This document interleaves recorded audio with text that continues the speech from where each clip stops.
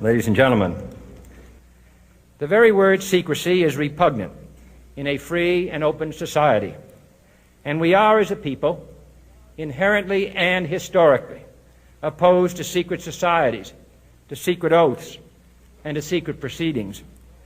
We decided long ago that the dangers of excessive and unwarranted concealment of pertinent facts far outweighed the dangers which are cited to justify it. Even today, there is little value in opposing the threat of a closed society by imitating its arbitrary restrictions. Even today, there is little value in ensuring the survival of our nation if our traditions do not survive with it. And there is very grave danger that an announced need for increased security will be seized upon by those anxious to expand its meaning to the very limits of official censorship and concealment. That I do not intend to permit to the extent that it's in my control. And no official of my administration, whether his rank is high or low, civilian or military, should interpret my words here tonight as an excuse to censor the news, to stifle dissent, to cover up our mistakes, or to withhold from the press and the public the facts they deserve to know. For we are opposed around the world by a monolithic and ruthless conspiracy that relies primarily on covert means for expanding its sphere of influence, on infiltration instead of invasion, on subversion instead of elections, on intimidation instead of free choice, on guerrillas by night instead of armies by day.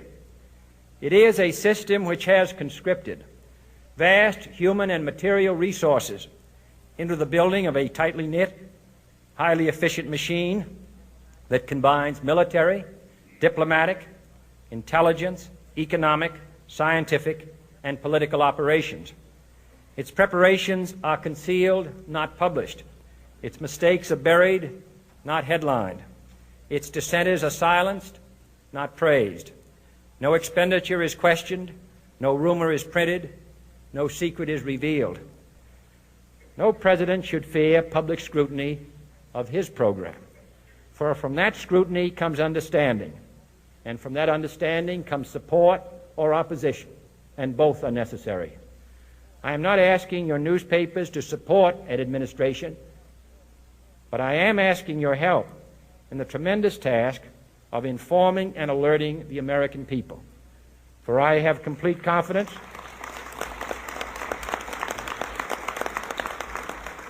in the response and dedication of our citizens whenever they are fully informed. I not only could not stifle controversy among your readers, I welcome it. This administration intends to be candid about its errors. For as a wise man once said, an error doesn't become a mistake until you refuse to correct it. We intend to accept full responsibility for our errors, and we expect you to point them out when we miss them. Without debate, without criticism, no administration and no country can succeed, and no republic can survive. That is why the Athenian lawmaker Solon decreed it a crime for any citizen to shrink from controversy.